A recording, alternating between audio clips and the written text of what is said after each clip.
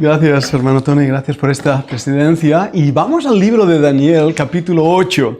Estamos estudiando el libro de Daniel en los mensajes, estudio bíblico por la tarde. Y llegamos a este capítulo 8 hoy, y yo sé que es un capítulo realmente denso, profundo. Vamos a ver la interpretación de este capítulo, vamos a ver algunas cosas que son extraordinariamente bonitas de ver, que son una gran bendición, y a la vez descubriremos también la verdad de las Escrituras para nuestro tiempo. Ahora, antes de entrar en el capítulo y ver lo que la Biblia nos dice, quiero también animaros a que estéis viendo las conferencias que ayer vimos, He aquí yo vengo pronto. Y quiero hacerlo por una razón muy importante, y es porque estamos tratando noticias, información de ahora, de estos momentos, que nos abren los ojos a una realidad, y es que el Señor viene, y tenemos que estar preparados anticipando esa venida. Ahora, una de las cosas que dijimos ayer, y quiero remarcarlas antes de entrar en este contexto hoy, es que no sabemos ni el día ni la hora del rapto. No lo sabemos. Y eso es muy importante, ayer mismo lo enfatizábamos, porque incluso durante esta semana atrás hay un predicador en YouTube conocido, Fernando Alducin, que ha sido atacado porque él dijo que el Señor vendría en el año 2028. Y él después, creo que ayer o hoy, sacó un vídeo pidiendo disculpas por haber dicho esto, aunque él que ha pasado su vida estudiando profecía y estudiando interpretación bíblica, y que también está como nosotros al tanto de los eventos, de lo que está pasando, él dice, el Señor viene, y si las cosas siguen así, esa puede ser una fecha posible. Y yo pienso que puede ser una fecha posible hoy, puede ser cualquier momento. Pero lo que me llamó la atención es que aunque se haya retractado y corregido, igualmente lo han atacado. Y es una actitud que yo quiero denunciar desde este púlpito, de que no puedes tratar a tu hermano como si tú fueras la Inquisición. Y creo que en muchas iglesias y muchos pastores tienen esa mala costumbre de atacar, sin ver lo que las Escrituras dicen. Nosotros mismos tenemos cosas que otras iglesias no ven como nosotros, pero creo que es de respetar y es de buen nombre poder ir a través de las Escrituras y defender con las Escrituras lo que creemos, no con la mente humana.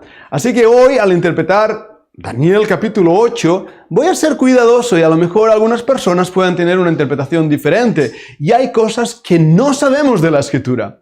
Pero una cosa es cierta, lo que dice la Biblia es así, y eso nos va a ayudar. Vamos a leer Daniel capítulo 8. Daniel capítulo 8, y estamos ahí, gracias equipo técnico, creo que lo estáis poniendo también en pantalla. Vamos a empezar leyendo el versículo 1.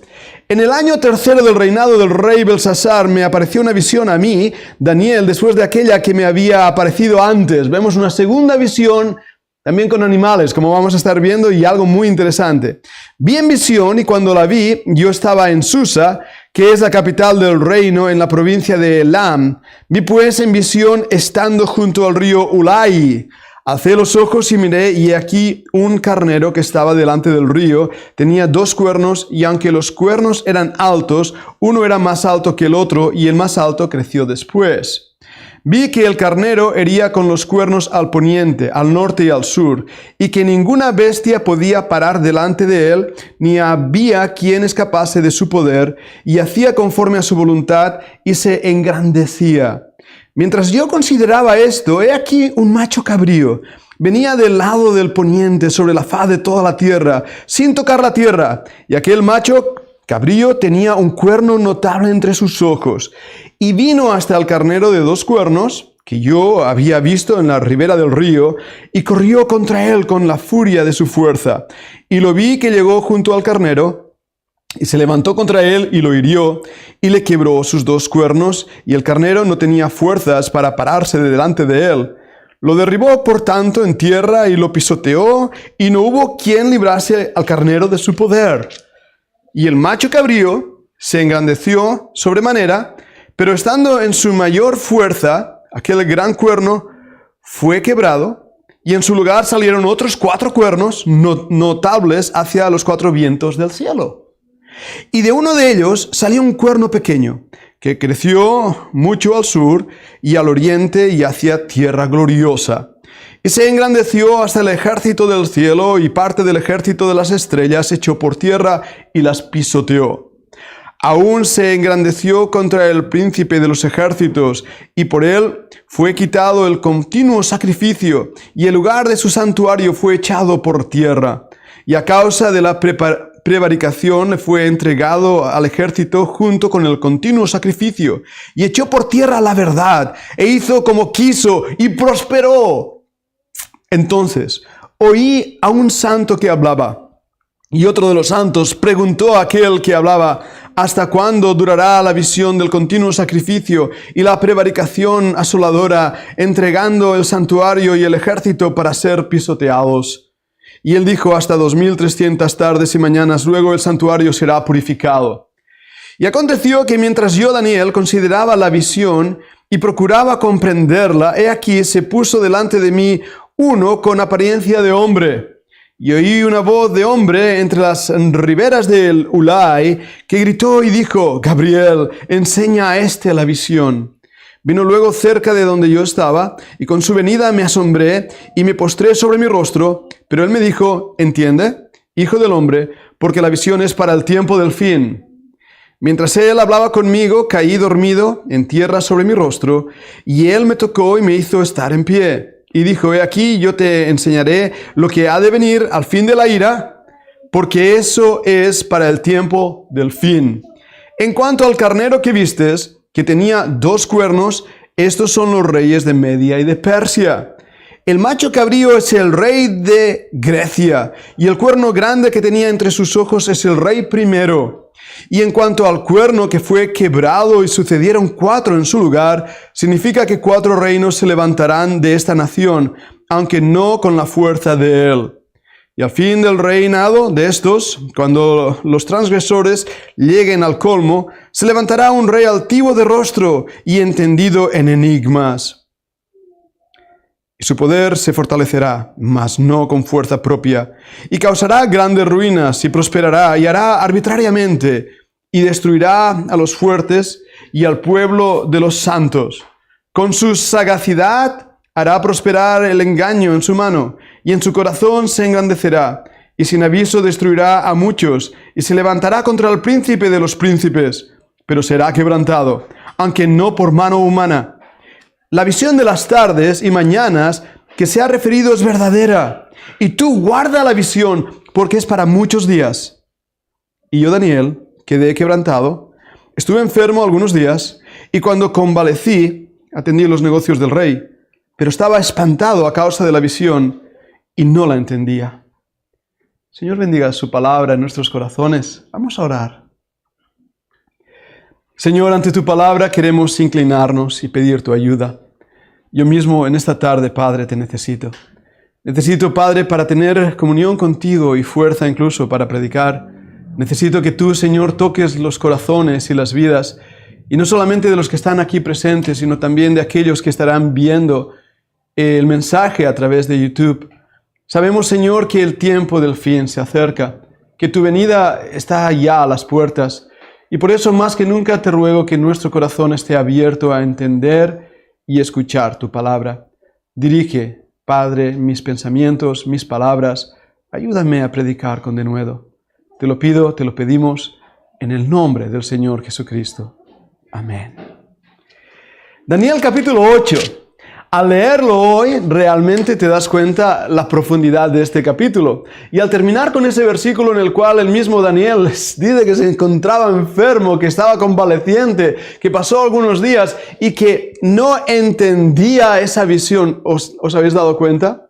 Él no entendía, y nosotros hoy lo entendemos, como veremos, porque el tiempo ya pasó y miramos hacia atrás. Pero para Daniel, en el momento en que él tuvo esta visión profética, él estaba mirando hacia adelante y no sabía lo que hoy os voy a contar. Él no podía entenderlo.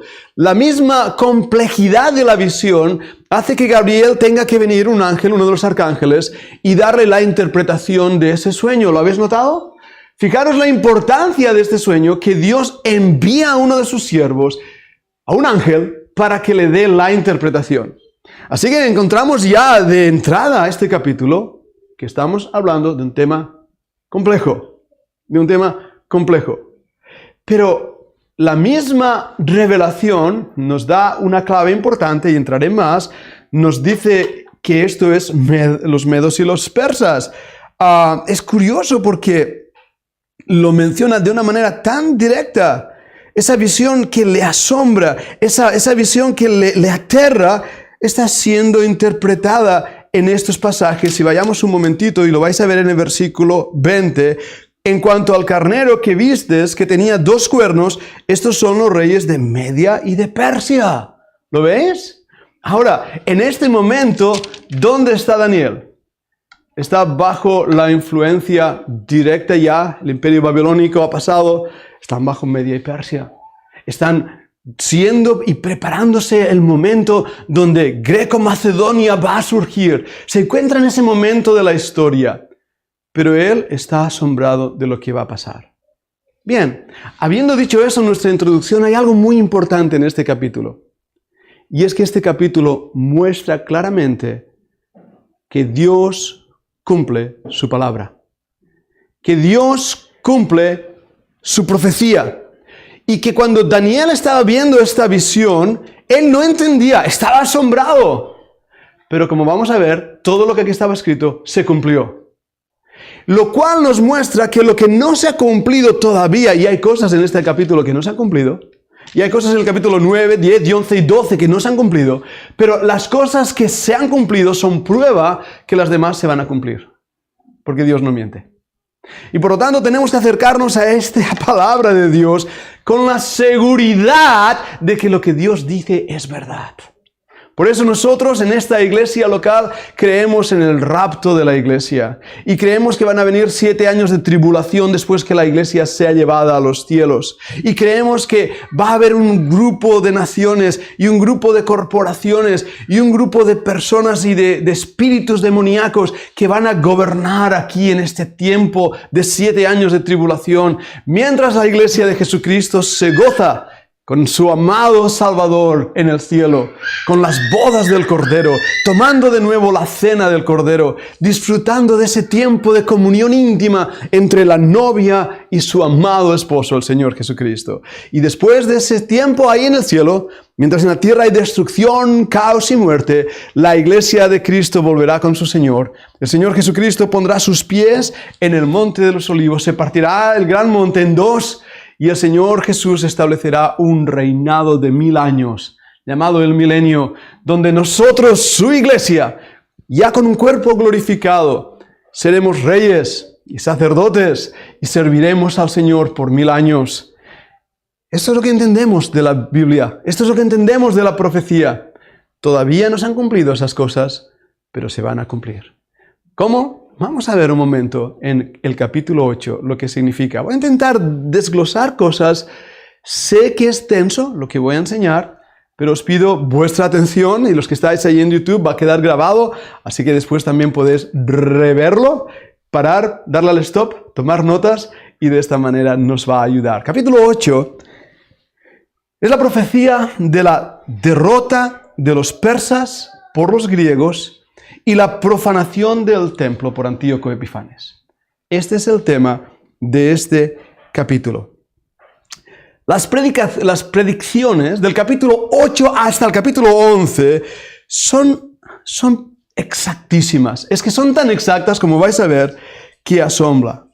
Hablan del reinado, del carácter y de los antecedentes de un personaje histórico recogido en los libros de historia llamado Antíoco Epifanes. Antíoco fue el rey helenístico, es decir, griego, de la familia seleucida que gobernó en Siria. Tenemos datos que lo demuestran, tenemos pruebas que lo demuestran, y lo que él hizo estaba aquí recogido. Este personaje persiguió cruelmente a los judíos. Nos situamos en el año histórico del 167 antes de Cristo. 400 años después de la época de Nabucodonosor. Es decir, tenían que pasar cientos de años, 400, 300 y algo para ser más exactos. Casi 400 años desde que Daniel estaba viendo esto hasta que Antíoco Epifanes apareció. ¿Os dais cuenta? La exactitud de esta profecía. Ahora, esa exactitud pone nervioso a los incrédulos. ¿No os ha pasado? ¿No habéis hablado con alguien diciendo, es que la Biblia, ¿quién lo escribió? Y empiezan a atacar la Biblia. Esto no es nuevo. De hecho, esta profecía, hecha 400 años antes, ya fue criticada por un hombre, un filósofo griego, llamado Porfirio. ¿Y qué dijo este Porfirio? Bueno, él habló de cómo estas predicciones eran en realidad o fueron escritas, el libro de Daniel, después de los acontecimientos.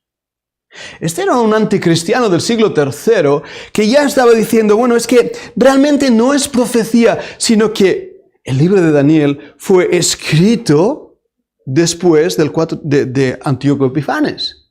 Y de esta manera lo que hace no es profetizar, sino enmascarar la historia en forma de profecía. ¿Lo entendéis esto? ¿Lo que estoy diciendo? ¿Me explico bien? Este ataque hacia las escrituras no es nuevo, no solo de este filósofo griego. Hoy en día se continúa realizando. Hoy en día se continúa hablando de los 3 Isaías o del grupo de escritos del Pentateuco de diferentes fuentes. Cuando hacen eso, ignoran, y tal vez sea voluntariamente, los manuscritos del Mar Muerto, que probaron y demostraron la exactitud del libro de Daniel y el tiempo en que fue escrito. Y lo mismo pasó con el rollo de Isaías. Tuve la oportunidad de verlo ahí en el museo de Qumran, ese rollo extraordinario de una sola pieza que también destrozaba a aquellos que decían, es que el libro de Isaías fue escrito en época tardía. La palabra de Dios rompe el cerebro humano, porque la palabra de Dios es verdadera y es fiel y podemos poner nuestra confianza en Él. Así que, mi querido filósofo griego del siglo III, con un nombre tan pórfido, perdonadme, es Porfirio, aunque suena pórfido, que no tiene nada que atacar a las Escrituras. El libro de Daniel es verdad.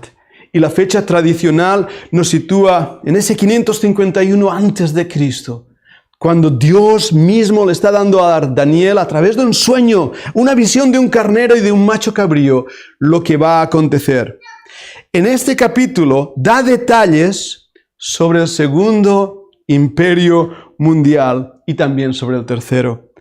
Si recordáis la visión de la estatua cuando hablábamos de la cabeza de oro, el reino de plata o el pecho de plata y de bronce, mencionado en el capítulo 2 cuando hablamos de estas cosas, ¿verdad que sí? El reino del oso y del leopardo del capítulo 7, ahora aparece aquí en una forma de carnero y de macho cabrío. Es el imperio medo-persa y también el imperio griego, más bien el greco-macedónico. Es un imperio histórico, no es inventado, se encuentra registrado. Pero en la época de esta visión, en el 8.1, el primer imperio mundial, Babilonia, está llegando a su fin. Ese imperio cuya característica mayor era el orgullo. Belsasar fue el último gobernante de esa monarquía en la ciudad de Babilonia. Recordad la historia que estuvimos viendo. Y Dios, que levanta reyes y saca reyes, que levanta imperios y destruye imperios, estaba trabajando a través de la providencia para llevar su plan perfecto. Nada escapa a las manos de Dios. Y eso nosotros hoy ya es una enseñanza práctica que puedo deciros ahora. Dios está en control de lo que está pasando en el mundo. El mundo piensa que está en control, pero no lo está. Los reyes piensan que están en control, pero no lo están. Tanto Nerón como Napoleón, como Alejandro el Grande, como Nabucodonosor, todos esos personajes históricos, Dios permitió que existieran. Y hoy, en estos días, cuando la bandera de Ucrania ondea en la entrada de este local pidiendo ayuda por los refugiados, Dios está en control. Dios no hay una palabra en su vocabulario, y a veces bromeo con ello, pero Dios no tiene la palabra ups, porque Dios no se equivoca. Dios tiene control de la historia. Pero vayamos siguiendo encontrando versículos aquí y vamos a hablar de algo que nos llama la atención. Hemos dicho ya que ese macho cabrío, esa visión, se está refiriendo al imperio medo-persa, que con poder avanzó y conquistó, que con rapidez avanzó y nada pudo pararle. Su poder, dice el versículo 4, hacía conforme a su voluntad, se engrandecía. El versículo 6, él con la furia de su fuerza vio al carnero, se levantó contra él y lo hirió. Esa lucha intestina para destruir el siguiente imperio. Pero mírate el versículo 9, vayamos rápidamente ahí. Y de uno de ellos salió un cuerno pequeño que creció mucho al sur y al oriente y hacia la tierra gloriosa. Vamos a parar ahí un momento. Si os dais cuenta, nos habla de un cuerno pequeño. Nos había hablado ya de otros cuernos en estos animales. En la Biblia, cuando habla de un cuerno o de cuernos, sobre todo en el libro de Daniel, se está refiriendo a un poder de rey, a un poder de un gobierno, a un poder gobernante, no solo de rey o reino, sino un poder gobernante. Eso lo sabemos por las interpretaciones y los versículos que aparecen. Así que aquí tenemos que es un cuerno, pero es un cuerno pequeño. No está hablando de un gran emperador como lo fue Nabucodonosor, es un cuerno pequeño. Dice también que creció mucho al sur. ¿Al sur de dónde? Muy probablemente desde donde está teniendo la visión Daniel. Y también al oriente. La extensión va hacia la tierra gloriosa. El mismo Daniel nos está diciendo, yo no estoy en la tierra gloriosa. ¿Y qué tierra es esa? No sabemos, ¿verdad? Israel. Así que Daniel está ahí en Babilonia y está viendo cómo hacia el sur crece este imperio y hacia varios lugares y hacia la tierra gloriosa. No este imperio, perdonadme, este cuerno. Bien,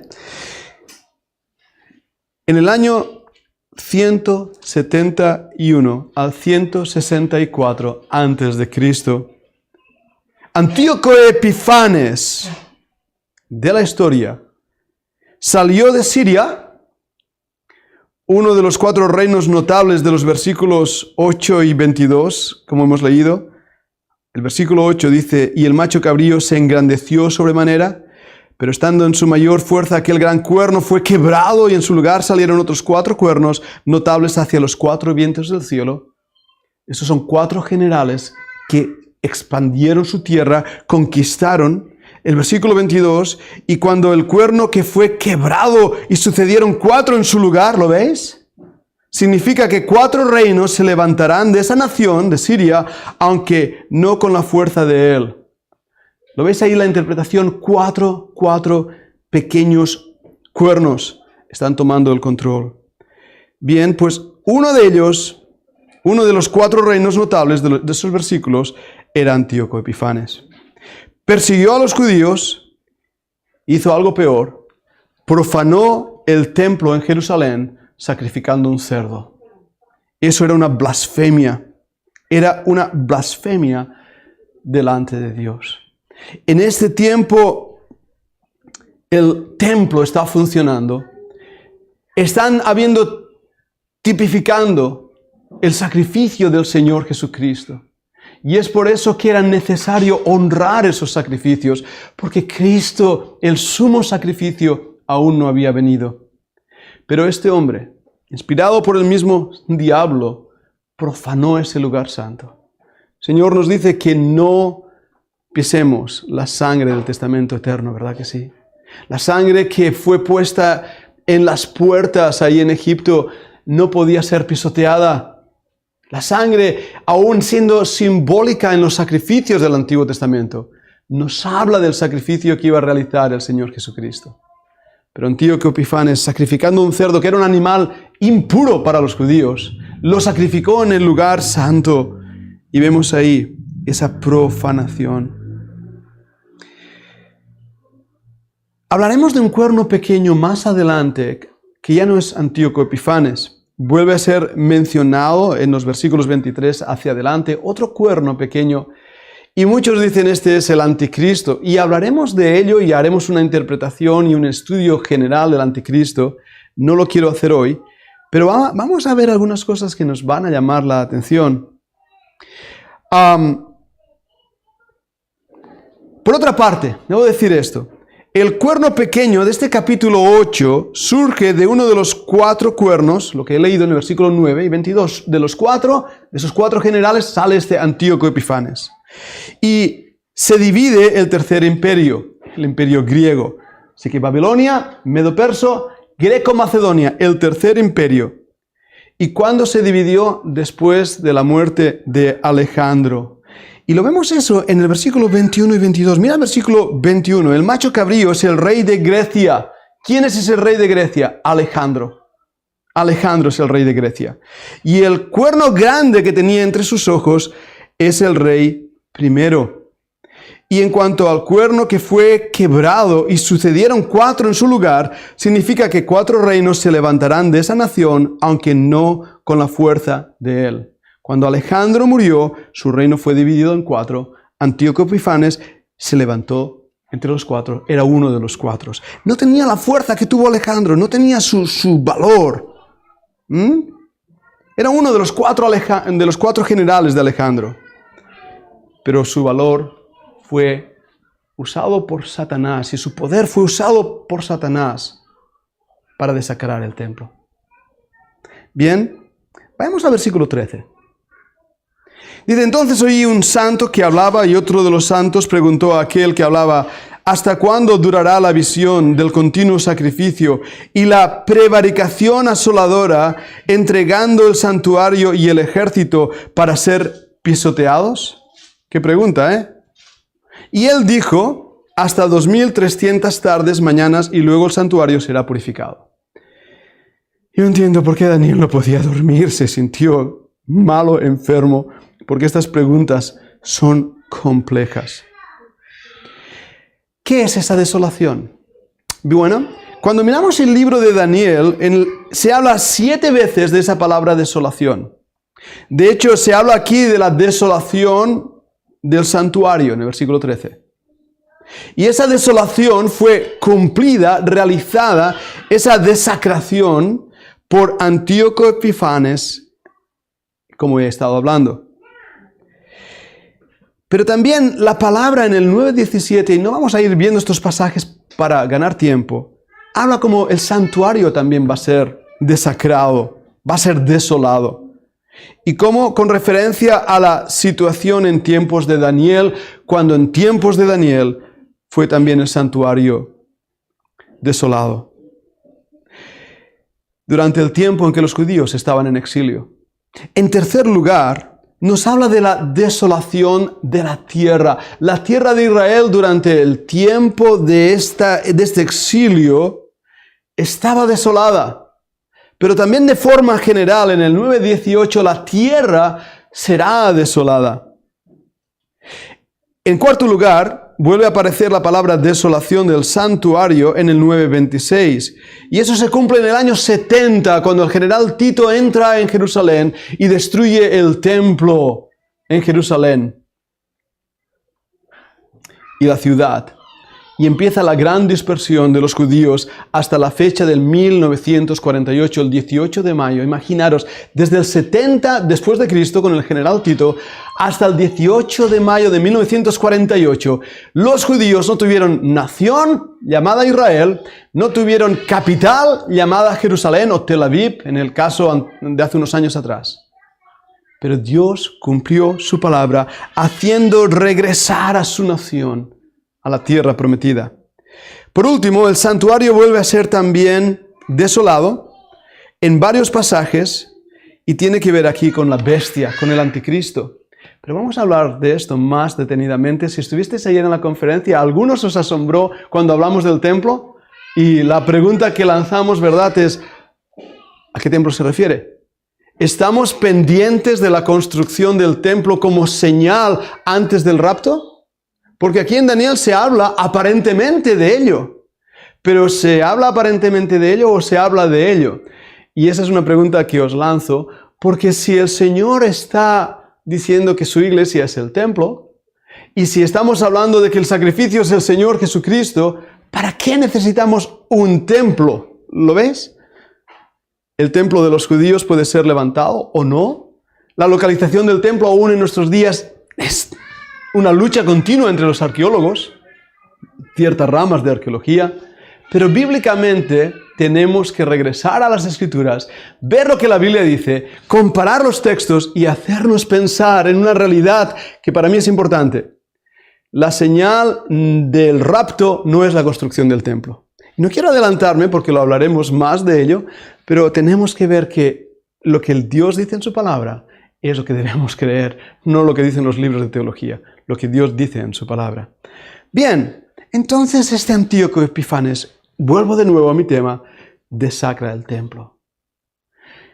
Es una situación desoladora que estaba recogida aquí 400 años antes que pasare. Que Alejandro el Grande, el rey de Grecia, estaba aquí predicho 400 años antes de que pasare. Que esa división de los 4 generales, los 4 que hemos leído en el 13 y en el 22, estaba aquí predicha 400 años antes de que pasare. ¿Os dais cuenta? Cuando vemos estas cosas tan detalladas en la palabra de Dios, lo único que puedo hacer es caer a los pies del Señor y adorarle. Adorarle. Adorarle.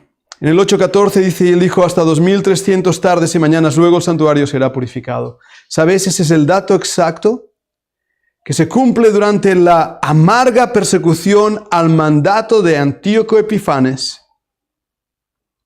Fueron justamente esas fechas, ese tiempo. 2300 tardes y mañanas. Recordad que en hebreo, para la mente hebrea, fue la tarde y la mañana un día. ¿Lo recordáis lo que dice? Eso es Yom. La palabra Yom quiere decir día. Los judíos no cuentan los días como nosotros. Para ellos no empieza por la mañana y termina por la noche. Para un judío el tiempo empieza por la tarde, a las 3 de la tarde, y termina la tarde y la mañana un día. Igual que el Génesis. Así que esos datos son exactos, son minuciosamente exactos. Y una vez más nos dan seguridad en los detalles de la Escritura. Debo seguir avanzando. En el versículo 17... hay algo ahí que nos llama la atención. Vino luego cerca de donde yo estaba, y con su venida me asombré, y me postré sobre mi rostro. Pero él me dijo, entiende, hijo del hombre, porque la visión es para el tiempo del fin. Marcad 2 palabras ahí, la palabra entiende, y la visión es para el tiempo del fin.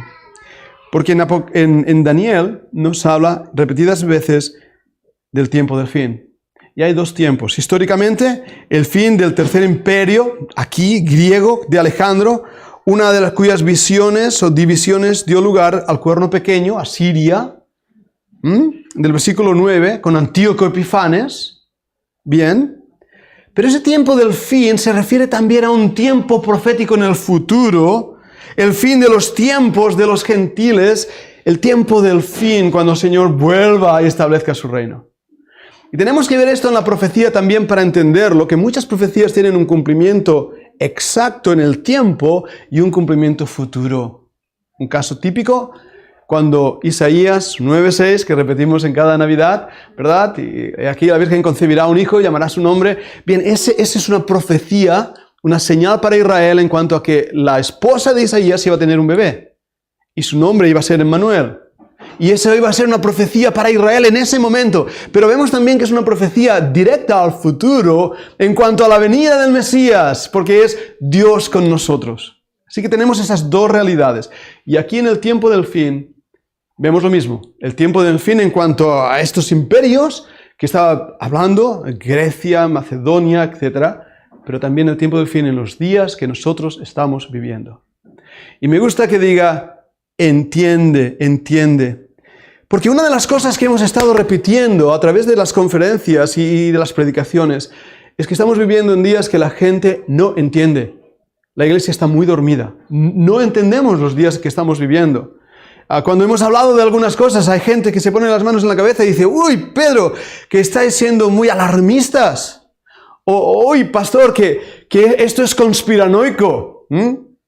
Y no, hermanos, esto no es ni conspiranoico ni es alarmista. Esto es lo que nos están diciendo las noticias. La CNN, la BBC, los periódicos, La Vanguardia, El País. Toda esa información que ahora llega a nosotros, que a veces hemos ignorado, solamente son luces rojas. Y tengo un mecánico aquí y va a entender rápidamente lo que es una de esas luces rojas del motor. Todos lo sabéis, ¿verdad? Cuando hay una luz roja, ¡piu! Warning, tum, tum, tum, nos dice, hey, algo pasa en tu motor. Lo mismo estamos viendo warnings, estamos viendo avisos de que hay algo que está aconteciendo y que el tiempo del fin se acerca.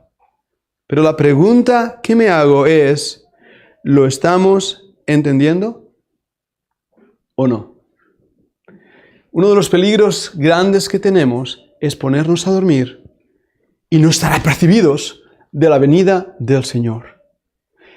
Y mi oración, mi ruego, nuestro ruego, cuando hacemos estas conferencias también, es pedir que nuestro espíritu sea sacudido, que despertemos a la realidad de que el Señor viene pronto.